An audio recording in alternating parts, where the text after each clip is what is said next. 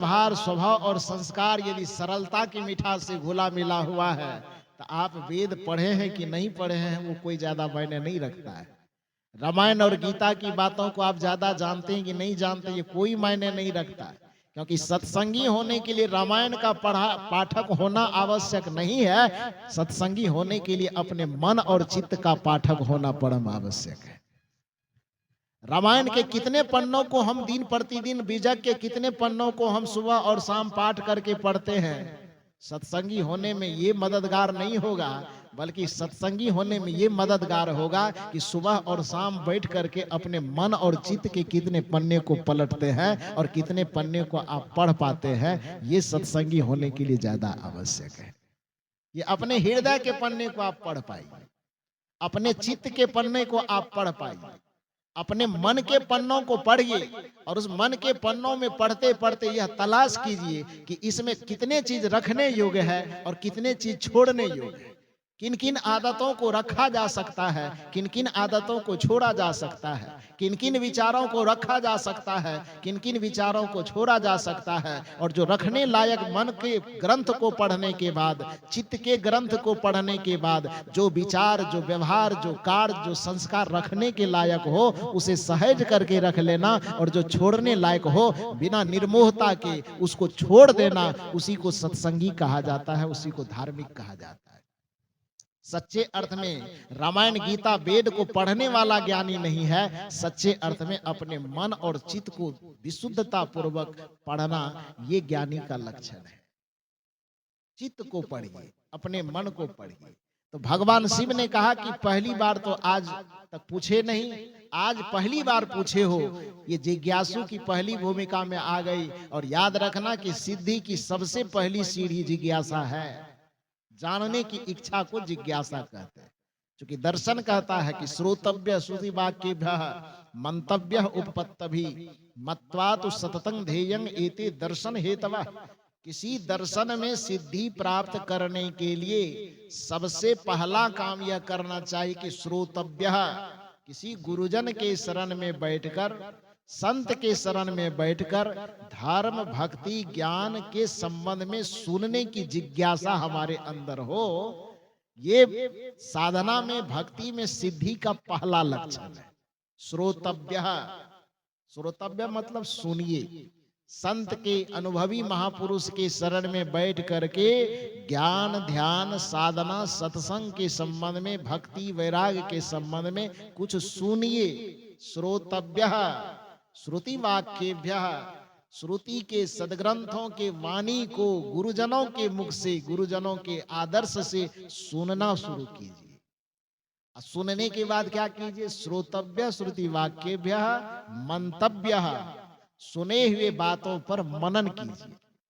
ऐसा नहीं कि पंडाल में 2 घंटा बैठ करके सुन लिए, जब तक सुने कान में गूंज रही है बात, पंडाल से निकले तो फिर दुनियादारी की बात दिमाग में नचा रहे हैं, तो फिर उतना फायदा नहीं करेगा।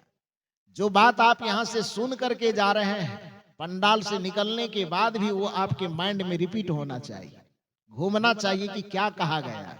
बार बार उस पर मनन होना, चिंतन होना चाहिए। और मनन चिंतन जब होगा तब वह आपके शरीर में जाकर के, मन में जाकर के भींगेगा। जैसे आप भोजन करते हैं तो भोजन कर लिए, अब पेट में जाकर के उसका पाचन नहीं हुआ तो क्या वह अन्न आपके शरीर में लगेगा? नहीं लगेगा। जो अन्न आपने खाया है वह अन्न आपके शरीर में जाकर के तभी लाभ पहुंचाएगा जिस अन्न को आप अपने कंठ से पेट में डाले हैं। और पेट में डालने के बाद जब उसका पाचन हो रहा है तो पचने के बाद वह रस रक्त बन करके फिर आपके शरीर के नस नस में भींगेगा। उसी तरह से जो वाणी, जो विचार बाहर से आपके मस्तिष्क में जाता है और जब वह चिंतन और मनन से गुजरता है तो चिंतन और मनन ही उस विचार का पाचन है। जैसे अन्न लीवर में जाकर के पचता है, उसी तरह से जो वाणी आप संतों से सुन रहे हैं, गुरुजनों से सुन रहे हैं, जब वह चिंतन में निरंतर भ्रमण करता है तो चिंतन ही आपके सुने हुए वाणियों को, गुरुजनों से लिए हुए वाणियों को वह पचा रहा होता है। इसलिए चिंतन करना आवश्यक। ऐसा नहीं कि 1.5 घंटा 1 घंटा किसी तरह से गुजार लिए पंडाल में और पंडाल से बाहर आए तो पंडाल में ही बात को छोड़ दिए, जितना सुने थे वही, और उसके बाद फिर दुनियादारी की बात दिमाग में नाचने लगी। वही बेटा, वही बेटी, वही पति, वही पत्नी, वही नाती, वही पोता, उस सब बात दिमाग में नाच रहा है, तो फिर सत्संग सुनने का जो लाभ मिलना चाहिए वो लाभ नहीं मिलेगा।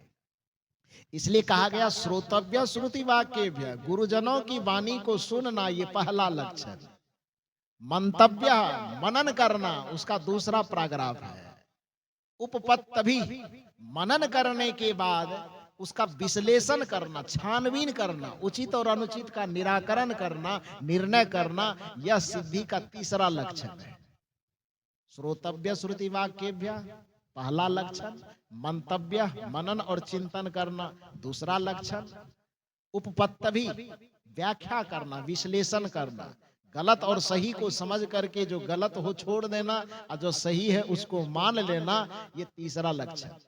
अब मत्वा तो सततं ध्येयं, मनन करने के बाद जो आपका उचित लक्ष्य है, उस लक्ष्य में जो सहयोगी बन सके, उस सहयोगी को अपने जीवन में धारण कर लेना, यह चौथा लक्षण है। और ये चारों लक्षण यदि भक्ति के आप में सिद्ध हो गए तो उसकी अंततः सिद्धि होगी, उसमें सफलता मिलेगी, उस सफलता से कोई रोक नहीं सकता है। तो भगवान शिव ने माता पार्वती से कहा कि आज पहला लक्षण तो तुम में दिखाई दे दिया कि तूने पूछा, जिज्ञासा हो गई, जानने की इच्छा हो गई कि आप जो आंख बंद करके बैठने से क्या मिलता है, और जो मिलता है तो हमें क्यों नहीं बता रहे हैं। तो आज पहला चीज तो आपके अंदर मैंने देख लिया कि आप पूछी तो कम से कम कि क्या कर रहे हैं, जिज्ञासा तो प्रकट किए। तो हे पार्वती, आज पहली बार मैं तुम्हें बता रहा हूं, इतना दिन से साथ में रहे नहीं बताए, क्योंकि इतना दिन से पत्नी बन करके रह रही थी, आज पहली बार शिष्य बने। शिष्य बनने का मतलब गले में कंठी माला पहनना नहीं, शिष्य बनने का मतलब कि जिज्ञासु होना। आज पहली बार जिज्ञासु बनी कि आप ये क्या कर रहे हैं, हमें भी रास्ता बताइए।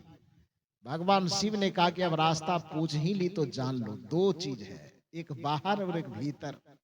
और भगवान शिव कहते, रामचरितमानस में ये पंक्ति आती है, उमा कहूं मैं अनुभव अपना, सत हरि भजन जगत सब सपना।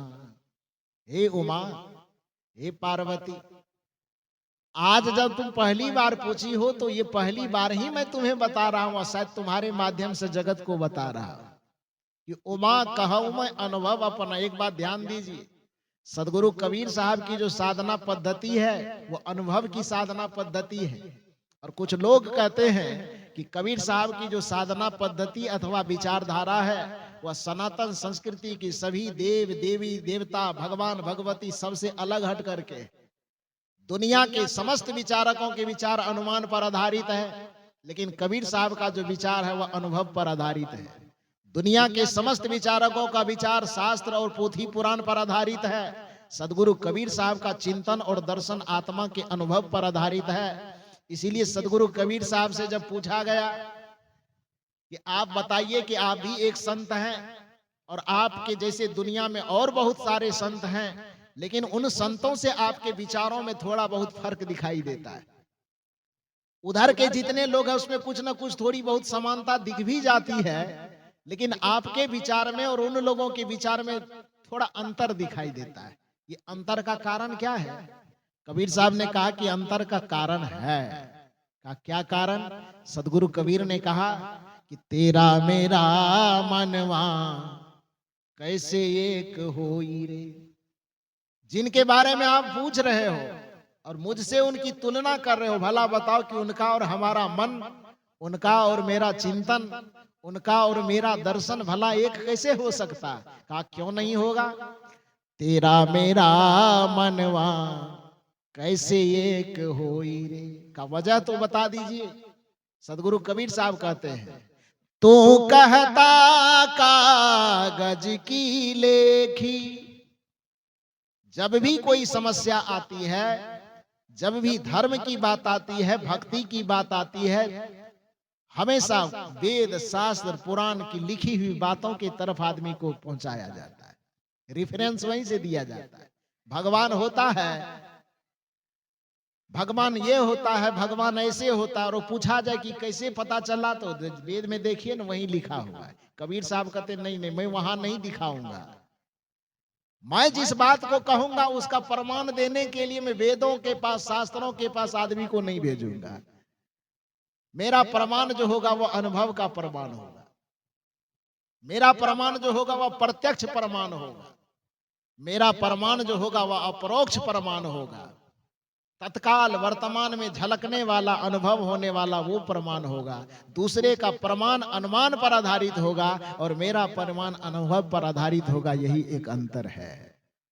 तेरा मेरा मनवा कैसे एक होई रे, तू कहता कागज की लेखी। दूसरे के बारे में साहब कह रहे हैं, तू कहता कागज की लेखी, मैं कहता निज आँखन देखी। तू कहता कागज की लेखी, मैं कहता निज आँखन देखी। तेरा मेरा मनवा कैसे एक होई रे। भला बताओ कि कोई कागज की लिखी बात कह रहा है, मैं आत्मा की लिखी बात कह रहा हूं। कोई अनुमान पर आधारित बात कर रहा है और मैं आत्मा के अनुभव से निकली हुई बात कह रहा हूं, तो भला तेरा मेरा मनवा कैसे एक होई रे। और इसी अनुभववादी होने के कारण कबीर साहब को बहुत सारे अनुमानवादियों ने कहा कि ये तो भाई अलग धारा वाले हैं, इससे हम लोगों का तालमेल नहीं खाता। इसलिए सबसे अलग होने के कारण बहुत सारे लोगों ने कबीर साहब को नकारात्मक छवि बना करके दुनिया को दिखाया। कबीर साहब को नास्तिक तक कह दिया कि भगवान वगैरह नहीं मानता है। लेकिन यदि भगवान शिव की यह वाणी आप रामचरितमानस में सुने, उमा कहूं मैं अनुभव अपना कि अनुमान अपना। भगवान शिव क्या कह रहे हैं? उमा कहूं मैं अनुभव की बात कर रहे हैं कि अनुमान की बात कर रहे हैं? और अनुभव की धारा किसकी है? कबीर साहब की। तो भगवान शिव से कबीर दूर है कि दूसरे लोग दूर हैं? थोड़ा मेरी बात आप समझ पा रहे हैं मैं क्या कह रहा हूं? अनुभव की जो धारा है वह सदगुरु कबीर साहब की धारा है। और जिनका भी मैं नाम लेना नहीं चाहता, वो आप लोग समझदार हैं, समझते चले जाएंगे। कबीर साहब के अलावा जितने लोग हैं वो पोथी पुराण की बात करने वाले हैं, वेद की बात करने वाले हैं, शास्त्र की बात करने वाले हैं। यहाँ पर भगवान शिव ने जो बात की माता पार्वती से, वो पोथी पतरा की बात की कि अनुभव की बात की? जी, वो अनुमान की बात की है कि अनुभव की बात की? अनुभव की बात की है। तो इस जगह पर भगवान शिव कबीर साहब के दर्शन के करीब है कि दूसरे लोगों के दर्शन के करीब है? थोड़ा जोर से बोलिए ना, आप लोग बोल नहीं पा रहे हैं। हमसे डर लग रहा है, आप लोगों की लाज लग रहा है। मुझे कोई दो सिंह तो लगा हुआ है नहीं कि मुझसे डर रहे हैं आप लोग। मैं आप ही के बीच का हूँ, आप ही का भाई, बंधु, मित्र, सखा हूँ। मुझसे न लजाने की आवश्यकता है, न डरने की आवश्यकता। एकदम खुल करके बोलिए जो पूछा जा रहा है। और ये अभी तो प्रथम सत्र में आपसे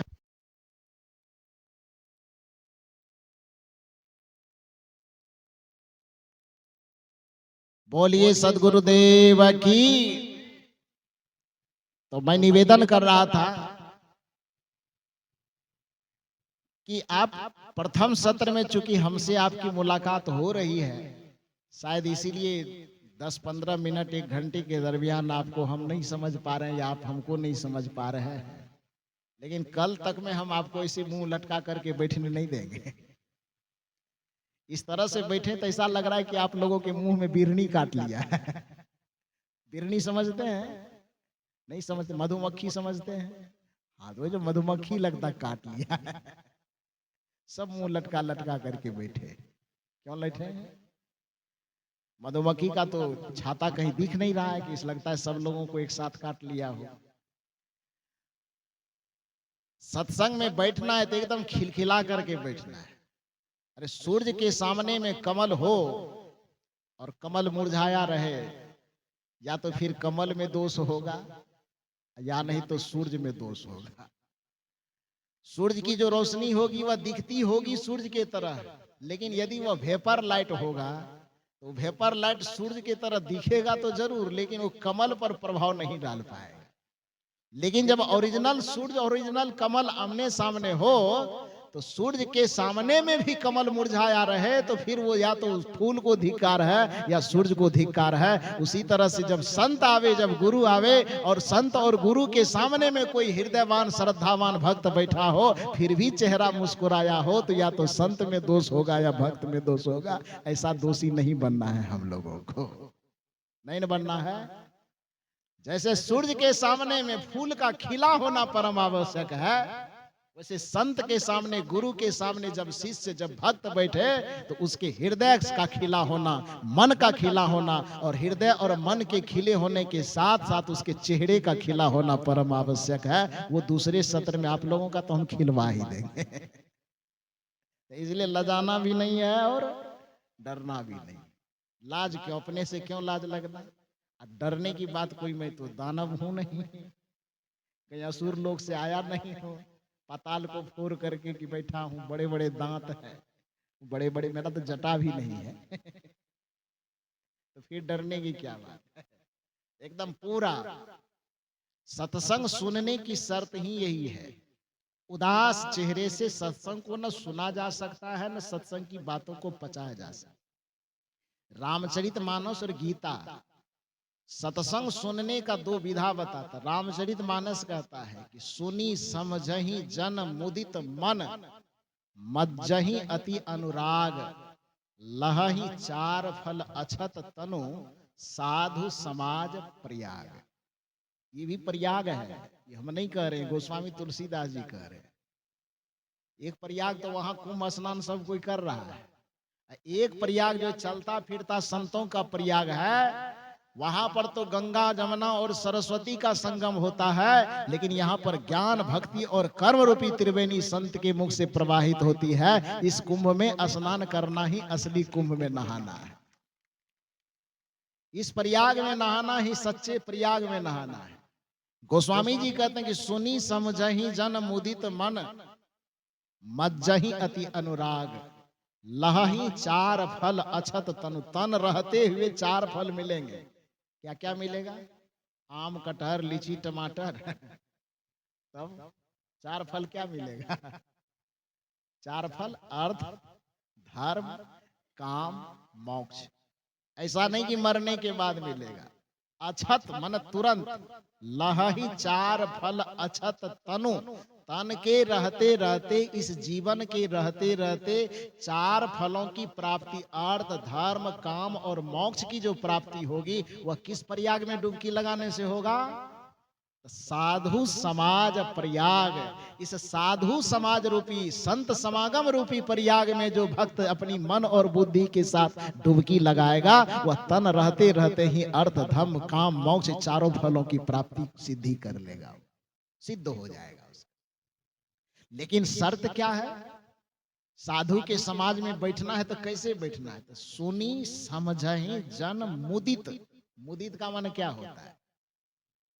मुदित शब्द का अर्थ जानते हैं? नहीं जानते तो मोबाइल है, गूगल में पूछिए कि मुदित का मन क्या होता है। मुदित मतलब प्रसन्न होता है, हंसता हुआ चेहरा, हंसता हुआ दिल, हंसता हुआ चित्त। मुदिता का अर्थ होता है प्रसन्नता। मुदित का अर्थ प्रसन्न। गोस्वामी जी कहते हैं रामचरितमानस के माध्यम से कि सुनी, सुनिए जरूर, समझिए, समझिए भी जरूर, लेकिन मुंह लटका करके नहीं। कैसे सुनना है?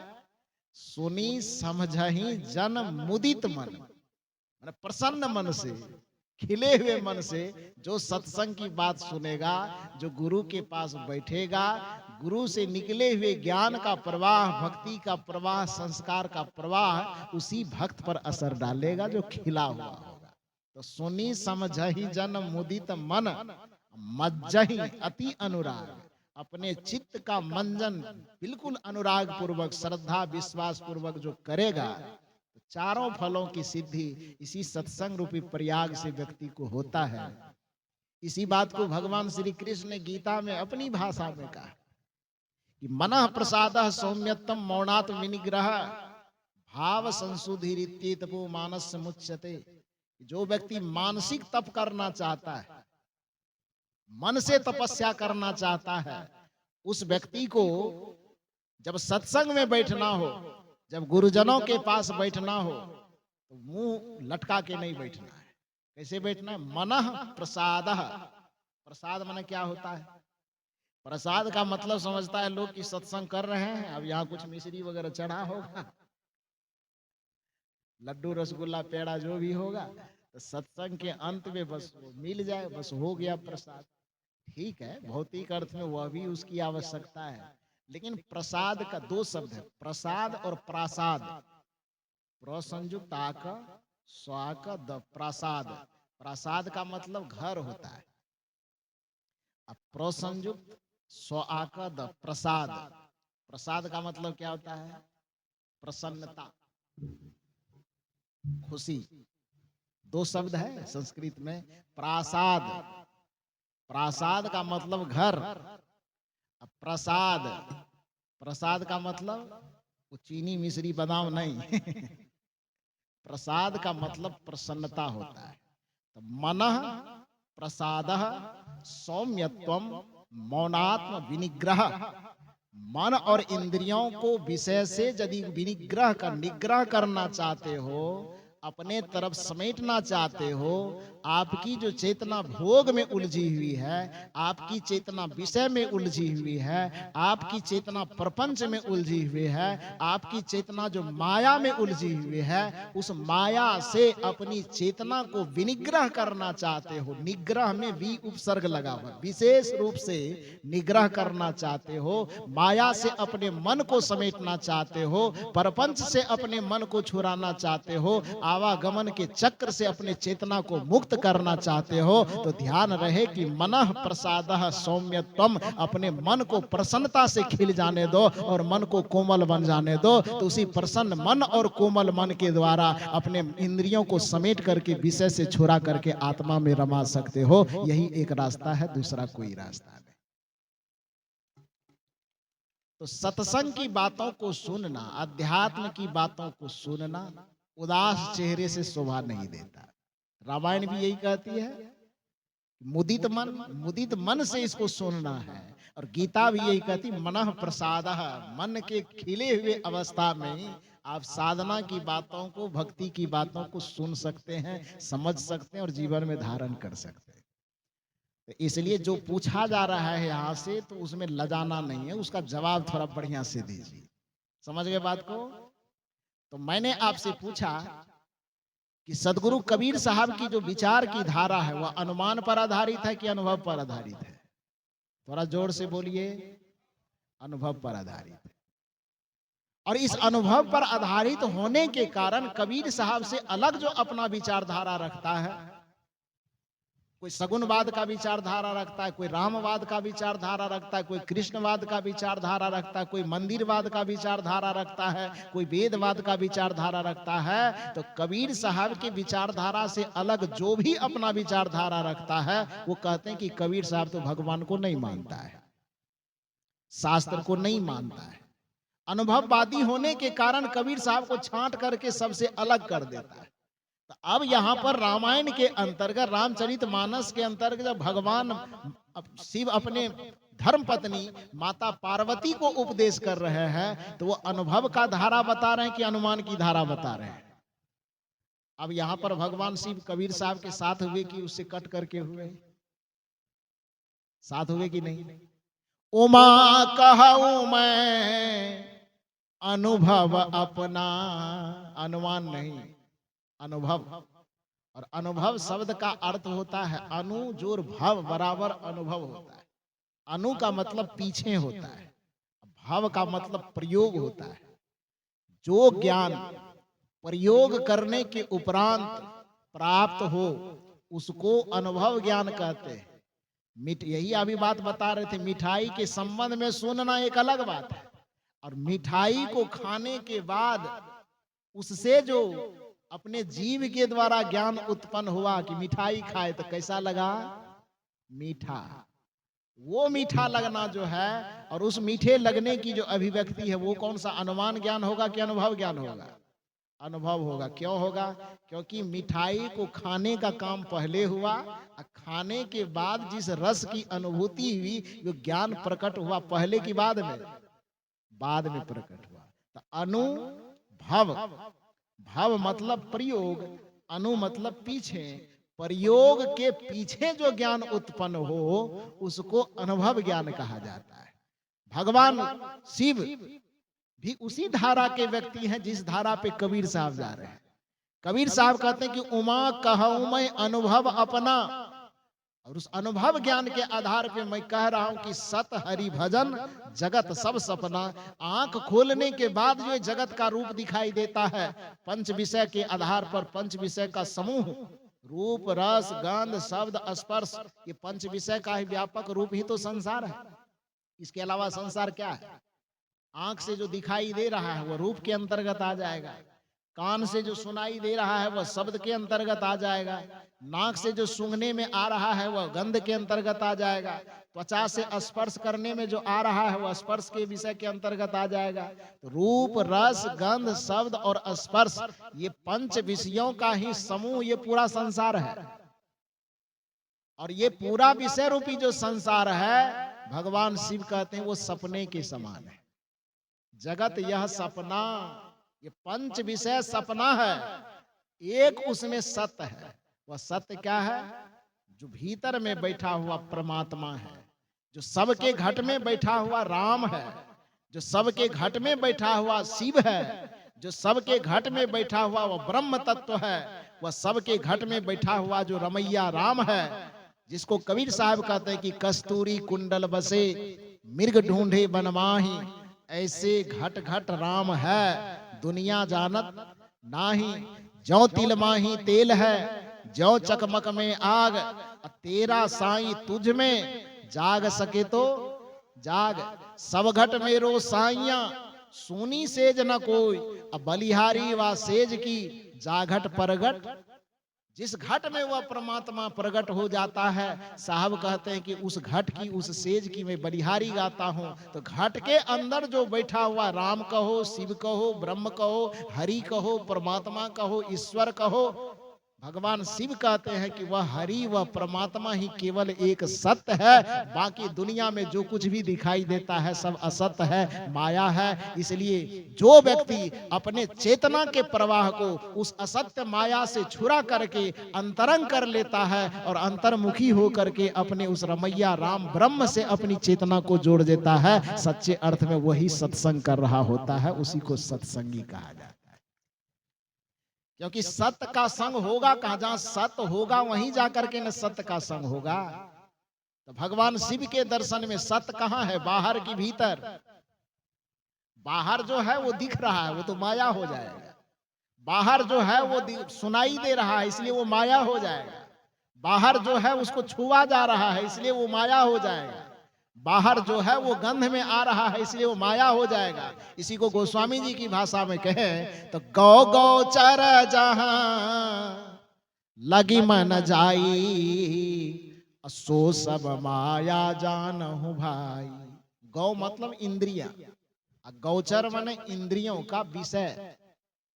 ध्यान दीजिए शब्द पर, गौ गौचर। गौ मतलब इंद्रियां, गौचर माने इंद्रियां जिसमें जाकर के विचरण करती है, उन विषय को गौचर कहा जाता है। तो आंख यदि इंद्रियां है तो आंख रूपी इंद्रिय का गौचर क्या हुआ? रूप हुआ। हुआ ना? क्योंकि आंख कहां चढ़ती है जाकर के? विचरण कहां करती है आंख? रूप में ना। कान यदि गौ है तो कान का गौचर क्या होगा? शब्द। नाक यदि गौ है तो नाक का गौचर क्या होगा? गंध। त्वचा यदि गौ है तो त्वचा का गोचर क्या होगा? स्पर्श। जीव यदि गौ है तो इस जीव का गोचर क्या होगा? रस, स्वाद। गोस्वामी जी कहते हैं गौ गौचर यानी इंद्रियां और इंद्रियों का विषय संसार में तुम्हें जहां तक दिखाई देता है, गौ गौचर जहां लग मन जाई, सो सब माया जानहु भाई। वो सब माया है। तो बाहर में आपको जो भी दिखाई दे रहा है, सुनाई दे रहा है, गंध तक आ रहा है, स्पर्श तक आ रहा है, वो सब माया है। और इसी माया को संसार कहा जाता है। इस संसार रूपी माया से हट करके बस एक ही चीज सत्य है, जिस सत्य को इस दुनिया में राम कहा जाता है। इसलिए जब दुनिया में आदमी जीवन भर कभी राम का नाम ले कि न ले, लेकिन जब चार आदमी कंधे पर उठा करके उसे शमशान घाट की ओर यात्रा करवाता है, तब लोग क्या बोलते हैं? राम नाम सत्य है। तो उसी राम तत्व से जो संग कर ले, उसी सत्य से जो संग कर ले, सच्चे अर्थ में वही सत्संग है। और उस सत्य कहीं बाहर में नहीं है, क्योंकि बाहर में संसार है और संसार माया का रूप है। इसलिए उस मायावी संसार की को छोड़ करके, उस मायावी संसार का संग छोड़ करके जो आत्मा राम का संग कर ले, जो बाहर से चेतना को समेट करके अंतर्मुखी कर ले और बाहर के विषय से चेतना का संबंध तोड़ करके अपनी आत्मा से जो चेतना का संग करवा दे, सच्चे अर्थ में वही सत्संग कर रहा है और उसी सत्संग से कल्याण होगा। तो बातें की जा रही थी कि सत्संग क्या है। सबसे पहले सत्संग करने से पहले सत्य को समझना होगा। सत्य बाहर में नहीं है, सत्य कहाँ है? भीतर में है। क्योंकि दो ही चीज है, एक असत्य और दूसरा सत्य। बाहर में जो चीज दिखाई दे रहा है वह असत्य है, भीतर में जो चीज है वह सत्य है। असत्य इसलिए है क्योंकि वह क्षण क्षण पल पल बदल रहा है, इसलिए उसका एक नाम संसार है। संसरति इति संसारः, जो निरंतर ससर रहा, जो निरंतर गतिशील हो, जो निरंतर बह रहा हो, इसलिए उसका एक नाम जगत है। जो निरंतर गत हो रहा, गत होने का मतलब बीतना, जाना, सरकना, जो निरंतर गत हो रहा हो उसी को जगत कहते हैं। जो निरंतर संसरण कर रहा हो, ससर रहा हो, जा रहा हो, तो संसरति इति संसारः, जो निरंतर ससर रहा हो, जो निरंतर संसरणशील हो, उसी को संसार कहा जाता है। और जो निरंतर ससर रहा है, जो निरंतर गतिशील है, उसमें सत्य को खोजना तो बिल्कुल मूर्खता है। क्योंकि जो अस्थिर ही नहीं है तो वह सत्य कैसे हो सकता है? जो क्षणभंगुर है वह सत्य कैसे हो सकता है? तो संसार में जो भी दिखाई दे रहा है, संसरणशील होने के कारण, गतिशील होने के कारण, क्षणभंगुर होने के कारण वह असत्य है और माया है। इसलिए उस माया का जब तक हम संग करते रहेंगे, हमारी चेतना जब तक उसका संग करती रहेगी, तब तक हम सत्संग के संबंध में तो जान सकते हैं, लेकिन सत्संग को नहीं जान सकते। सत्संग को जब भी हम जानेंगे जब हम उस सत्य को समझ पाएंगे और उस सत्य में स्थित होने की जो युक्ति है उस युक्ति को प्राप्त करेंगे। वही युक्ति इस सत्संग में दी जाती है कि एक जगत को समझिए और दूसरा अपने भीतर में बैठे उस परम सत्य को समझिए।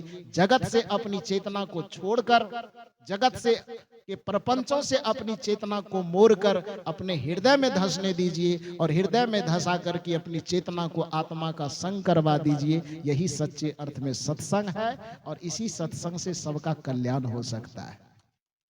तो मैंने निवेदन आपसे किया कि सत्संग के संबंध में सुनना एक अलग बात है और सत्संग के बारे में सत्संग करना एक अलग बात है।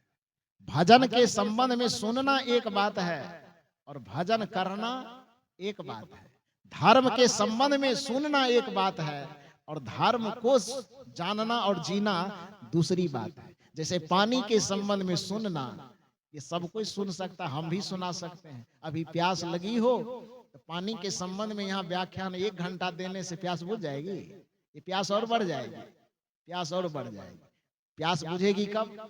जब पानी के संबंध में लेक्चर दिया जाए कि न दिया जाए, भाषण दिया जाए कि न दिया जाए, उससे मतलब नहीं। एक गिलास पानी ला के कोई दे, हम हाथ में पकड़े, उसे घटाघट पी जाए, बिना सुने भी हमारी प्यास बुझ जाएगी, बुझेगी ना? तो पानी के संबंध में जानना एक अलग चीज है। उसे ग्रंथों के द्वारा, किसी लेक्चरर के द्वारा, किसी विशेषज्ञ के द्वारा पानी के संबंध में डिटेल्स हम जान सकते हैं। लेकिन प्यास जब भी हमारी बुझेगी, पानी के संबंध में सुनने से प्यास नहीं बुझेगी, पानी पीने से बुझेगी। उसी तरह से जो पंडाल लगता है, मंच लगते हैं, उसमें हजारों लोग आकर के लोग बैठते हैं, तो वो धर्म के संबंध में सुनते हैं, भक्ति के संबंध में सुनते हैं, ज्ञान और वैराग्य के संबंध में सुनते हैं। लेकिन भक्ति, भजन, ध्यान, साधना और सत्संग जो है वह सुन करके नहीं जिया जाता, बल्कि गुरुजनों से युक्ति प्राप्त करके अपनी चेतना के प्रवाह को जगत से तोड़ा जाता है और उस आत्मा राम में, उस परम सत रमैया राम में उस चेतना को जोड़ा जाता है, तभी जाकर के सत्संग हो पाता है। तो अभी के सत्र में इस सत्संग की एक छोटी सी युक्ति बताने की चेष्टा की गई। अब चूंकि समय भी 2 बजने के करीब जा रहा है और सबको भोजन करना है और पुनः दोबारा दूसरे सत्र में हम सबों को यहाँ पर आकर के बैठना है।